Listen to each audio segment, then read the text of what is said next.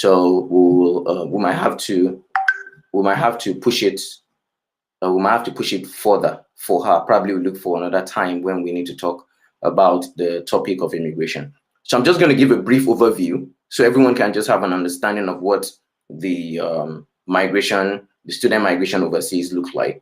And I'm going to start all over again from where I started, so I don't lose my line of thought.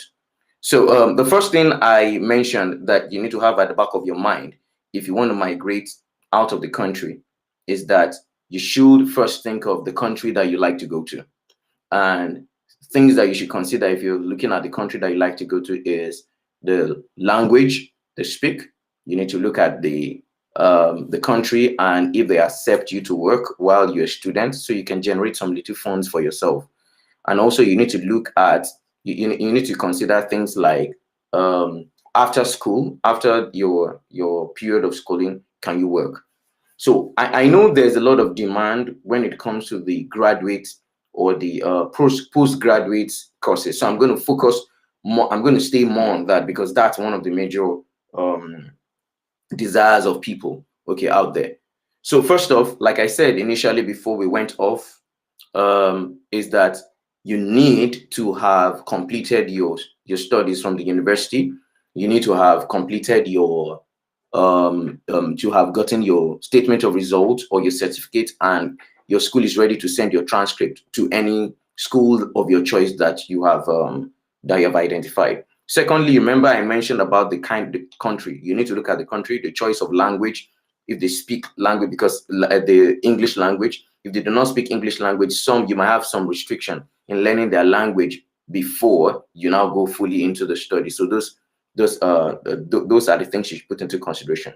Now, I have a lot of family members who have taken this route, okay, and I have a lot of friends who have taken this route, so I can tell you for a fact some of the things that they went through, and I can share some of them with you.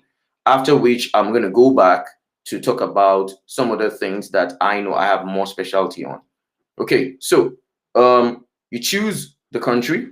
I know United Kingdom, US, and some countries in Europe all have the are open to students coming in. You do your masters. You can work while you're doing your masters. Also, when you're done with masters, you can also go ahead and take and start working. You can have some like a 2 years post study work permit. Okay, so once you're sure of that, the next thing as a Nigerian, the next thing you need to know is you need to have a passport. Okay, you need to get a passport. So once you've gotten a valid passport, the next thing you need to do is you need to start shopping online to see the schools that are your preferred universities for you to go study. So now you need to also consider some things when choosing schools. You need to consider the fees you pay, the school fees. You also need to consider the cost of living of that community where the university is. So for example, if you're coming to the UK, for example, okay, and you want to choose a school, and you choose a school that is in London, you need to know that the cost of living in London is more expensive than the cost of living in another location outside London, for example. So university in London, your requirements for school fees and your requirement for the visa application differs entirely just because of the cost of living or the peculiarity of the cost of living in that city. All right. So the next thing you need to also consider is when you're choosing a course, you also choose courses, university, you choose the right university, then you choose the courses that you know you have good specialty on. Okay, over here, some of the things we have in Nigeria is I have a lot of people talk about if I studied probably mathematics, I must do a master's in mathematics. Over here, or over in other countries, some don't really need that your progression where you studied something and then you must continue with another thing for masters. You can actually branch to some other field, especially if they are nearby. Meaning that if you did pure science in Nigeria, you can decide to take probably a master's in social sciences or some other thing that is not pure science oriented. So someone who did probably something like biology, for example, in the university, can take up a course like probably a course in humanities like human resource management or psychology or sociology or something, and you'll be taken in. Well, because it's nearby. But someone who had something like um, probably like let's say biology cannot just take an university course probably in a course like probably law, for example, a master's probably in something like international, maybe for international relation or conflict resolution or something. Okay, so those are the difference. However, every other course you can actually take courses. You can actually choose the kind of course that you want. No, so when you're done with that, the next thing you need to look out for, you need to start applying to those schools. Now, there are a lot of consultants out there who would like to do these applications for you. They will charge you some money. Some will not charge you money. But if you have the time, I would advise you do those things yourself.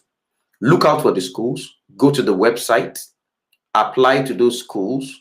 Once you apply to those schools, they will take you. Someone will reach out to you either through a phone call or the other. They'll reach out to you. The moment they are done reaching out to you, they will send emails to you. Once you can get your admission from the university, some of the universities will ask you to send the transcript. So that transcript, you need to send it.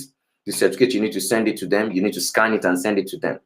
Please do not have it at the back of your mind that because of COVID that nothing is happening. A lot of universities are taking a lot of people right now, anywhere in the world, even in the middle of COVID. So send your transcript. You can go to your school, get your transcript, or get them to email it down to the university. Once you receive it, once the school receive it, then the next thing will be that the school will then send you the confirmation of your application, meaning that they've given you an admission in the school.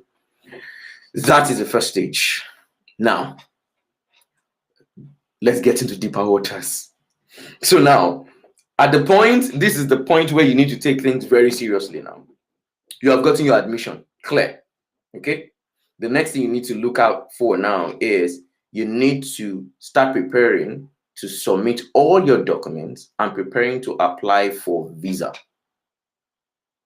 Now, most universities have two sessions. It's either the January, some do some April session, and some do September session. So for anyone who I'm talking to right now, obviously you cannot even meet the January session any longer. We're talking about the January session has closed. So you're looking at probably the April or the September session. But I always advise that for proper planning, work towards the one for April. For the one for September. So for that of September, what you need to do is to start preparing.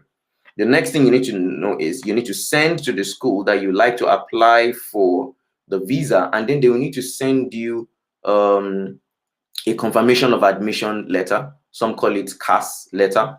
They need to send you that confirmation of admission letter, which you need to present to the visa, to the embassy, or to send to the visa to apply for the visa. Now there are different ways at which you can go about it. Okay, some universities will want you to have another round of interviews with them. They might want you to write a letter to show that you really have just cause to want to go study that to study in the school. So you need to defend why you want to come study over there. You need to write probably like an essay or something for them. Once they see that and they appreciate it, they will give you the CAS. Some other universities will take you through another round of interviews before the visa, before giving you the CAS. Then another thing, some other schools will ask you to show them the proof of funds. This is where the deeper waters are. So remember I mentioned initially about the choice of country, the choice of city for university, and the course itself. This is when it comes to play. Now, the proof of funds needs to be sitting in your account. Okay, as an adult, it is expected that you should have the ability, right, to should have the ability to fund yourself, okay, in the university. So some of the things that they will require from you is that you bring in, you show evidence that you have some certain amount of money sitting in your account. How do you go about that? Now, this is where it comes. It has to do that. This is when you now need to prepare. This is a point where you now need to prepare. Okay, and the preparation means that you need to talk to friends and families who might want to give you a loan or something, who just want to send things to you, via cash to you that you want to accumulate together in an account to build up. They must be ready to support you one thing or the other. So if they have that, if you have that that opportunity, if you have that funds, please keep them in your account. Okay, you need them. You start building up. If you are in a city where you're this local, it's low cost of living, the amount required will be very low. If it's a city where there's high cost of living, the amount will be higher. For the UK, I know it's between the range of, like, it depends on if you might be looking at probably like 10 to 12 million. If you're outside London or probably in Scotland or some other location, it might be way cheaper. You might be looking at probably like 8 million or 10 million, within that range. So you need to have that sitting in your account. Okay. And so if the school does not require that, the home office, when you're applying for the visa, are going to require that you send that information. You send that your bank statement to them. Okay. So once you have gotten the cash from the school, you need to start some countries will require that you do things like tuberculosis tests. So you need to go to do the tuberculosis test from you have that certificate with you that you do not have tuberculosis, and then you need to look at need to get some other documents. There are some other documents they will require. They will require that you get the what's it now? Just skip my mind. Okay, but let's continue anyway. So it require that you get your if you're married, you require that you submit things with your marriage, submit with your marriage certificate and a lot of other things. You have all those documents together, and then you submit all of them together when applying. Visa fee from countries differs. Some of them are cheaper, some of them are expensive. And once you throw in all your documents in to apply, you can apply yourself. You can get a consultant to do it for you. Once you're done applying, then it goes to the round where some of those locations, those countries might want you to have a face-to-face interview session. Some of them just want you to just submit it, and then they'll look at it and together with your passport and all of that, and then send. So now you need to be financially ready, prepared for what should be sitting in your account, because during the period when they are doing all those checks, they are trying to give you a visa. Please, you cannot move that money from your account. That money has to be in your account, seated there waiting until you get your decision and confirmation to come join. Okay, so until you get confirmation that your visa has been given to you. So you need to have that at the back of your mind. Once you throw in your visa request, the next thing that you need to have at the back of your mind is that it will take some time, sometimes 10 working days, sometimes it's 15 working days, depending on the country. And when they send in your results, and if you succeed, you come in, your passport comes back with the visa, then you're good to go. Then you can come down to the country. But if you don't succeed, please, there's nothing wrong in reapplying again. Please, you need to get yourself together and reapply again. Do not take no for an answer. Okay. Now, once you're done with that, okay, and you are good to go. All right. So that's a separate deal entirely. You need to start preparing for your flights. For those of you who don't have any family or friend in those countries that you're going to, you need to start preparing for things like accommodation. So you need to start looking at the school, if the school has student accommodation or some other things. Now, the reason why I mentioned initially that you need to find out if the schools will allow you to work is that some of you might need to have some support. So now let's get into the discussion of going to the country as a single person or going as a married person.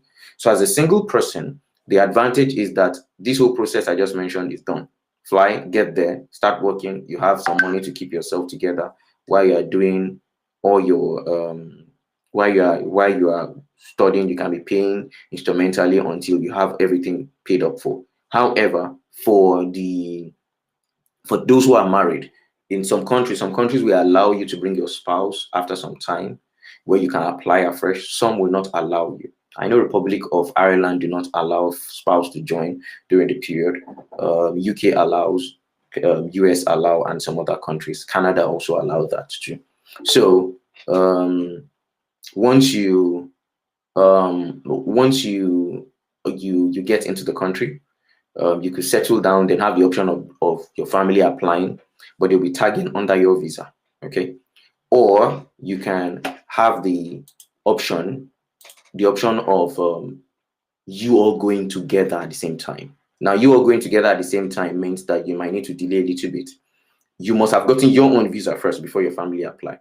That's one option. The second option is that you all want to throw in your visa together and apply for it.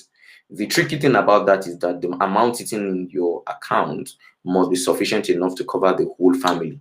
Okay, so there are different kind of category, the volume of what should be sitting in your account.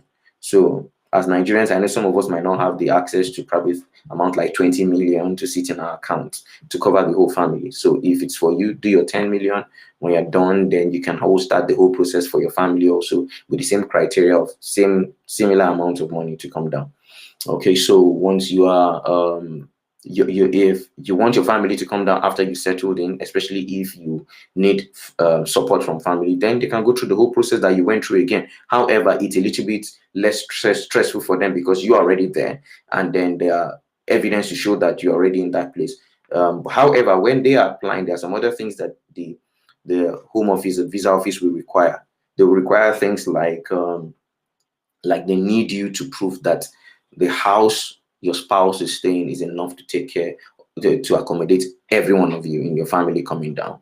So there might need things like evidence that you have that landlord's tenancy agreement and some other things like that. Also, when you're then they also want to know that you have enough to be able to keep you guys when you're there and you're not a burden on other people. So those are the kind of things that they look at, and then you apply for the process. So financial, let's talk about the finances that covers this. On the finances, it's a little bit tricky. It's tricky because you need to have plans that this is what you want to do, and you need to have some financial goals. If you can get support from family and friends, perfect. If you can get people who would like to sponsor you, perfect. But just know that as an adult, if you're going for the masters, whatever finances amount it is that you have that you want to use for this whole purpose must be sitting in your account. It can't be that one person is sponsoring you and then it has to be sitting in your account. If you're married, it can sit in your husband's account, and that can be an evidence, but there must be an evidence to show that you are married to that person, or vice versa. If it's the man, it could be vice versa, whichever way. So those are the things that you need to have at the back of your mind. Those are tips that need to. So let's. I'm not so much of an expert when it comes to what it will take for you to settle in the different countries, but I know that if you get into the country, some of the things you need to look out for is you need to get ready to get a house. Housing is very expensive in a lot of countries. Food is quite affordable. When it comes to housing is a big deal.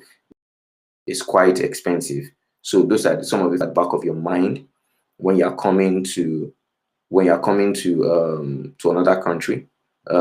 Housing is quite expensive.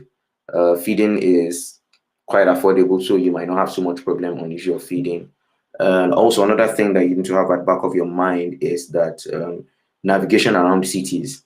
Every city has its own laws. So when you get into another country, first, some of the things you need to have at the back of your mind is you need to be sure that you are not going against some of the laws of the land. So you need to get yourself prepared and all of that. So I'm not an expert in that. So I'm not going to delve into something that I am not an expert of.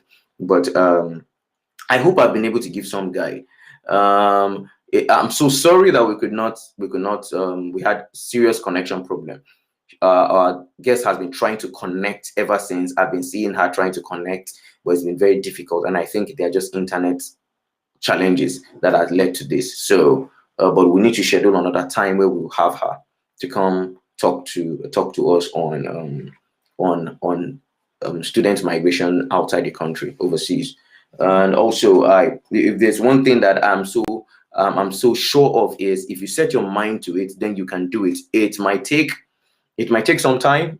Finances towards this might be the major challenge for a lot of people, but I need you to understand that you need to have it at heart that if it's in your mind, then you need to start planning for it. You need to start planning to do it big time. It could be a huge task on you, because as an individual, especially for those who have started doing big things in the country where they are. So let me give you a typical example.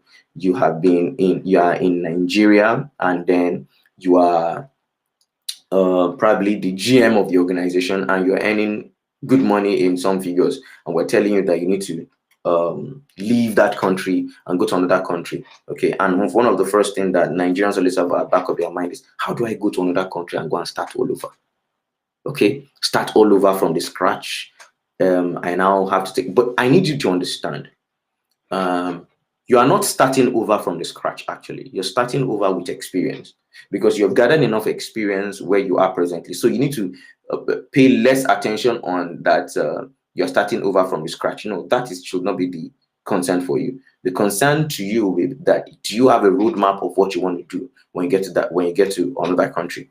What do you plan to do after? There are a lot of routes within the country that might lead you to permanent stay, depending on how you plan to do it. And you can do it legally. You don't do it illegally. So there are things that you can. So for those of you who have big positions, you're living large in Nigeria, and then you have to let that go to come start. You need to have two things at the back of your mind.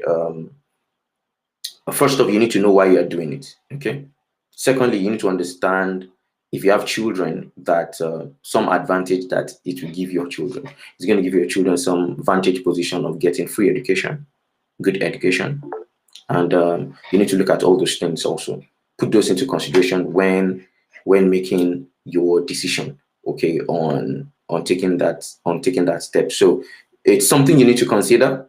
And I know that our guest will have gone very deep in this and giving you fact and figures, a lot of things, because she works with an international organization, okay, that strictly deals with student migration, okay, so overseas. So I know she will have given a lot of, but we had this challenge and trying to connect. But I know that when we schedule on a new time, if we have to do a recorded session, okay, and not have to fit with this our time, we will do it.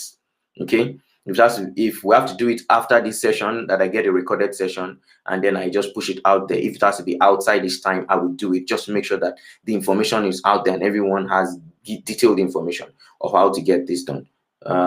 If you take me to get another means of doing it other than this platform, I will get it done and then I'll push it out here for everyone to see it. So it's going to be, I'm going to push it out hopefully before this week runs out, or I'll see what whatever schedule session we can do. All right, so that'll be all from me. That I know, that's my thoughts. Okay, these are just strictly my thoughts. These are not anything that can be cast on stone when it comes to these are the exact route you must use. Some people have different routes they want to take, but for students, these are like pretty general means or route, or the methods that you need to. So at least you need to get your international passport ready. You need to get your you need to apply to the schools, either by contacting one consultant or doing it by yourself. What I'm going to do is, after this, when I'm dropping this video, I'm going to put on the comment section my some links of schools that you can pick up in the UK, in the US, and just apply. Check them out, look them out, so that before you apply. So I think so far that's all that I can give out today. I'm so sorry we could not have our guest come on board, but I'm going to get her back. Thank you very much, everyone, and we're going to see you soon once we get our guest together. But next week, I'm happy because I'm bringing two people to come talk to us next week, Saturday. Um, I feel very emotional anytime I think of these two people that I want to bring down here tomorrow, on Saturday next week for you to view, because right before my face, I saw these people metamorphose from who they are to who they are right now. Okay. I'm bringing someone who is into people who did not have to wait for the 9 to 5 jobs in order for them to make something meaningful out of their life. Okay. I know some of us had to apply for jobs, do our resume and all of that. I'm bringing people who did not have to go through that route, but are doing exceptionally well. And they're sitting in the same Nigeria where every one of you are right now. So I'm excited because I saw before my face, I knew them from when they started and what they have become. So, and this is not like they got some bogus funding or they got some bogus support from anywhere. These are people who use their hard-earned time to build themselves personally and then become who they are. So thank you very much, everyone, for joining. And I'm glad that we had this session together. And I'm also glad that I could share my thoughts. Next week, please get ready. It's going to be another exciting session. Thank you very much, everyone. And till we see you next time, thank you for joining.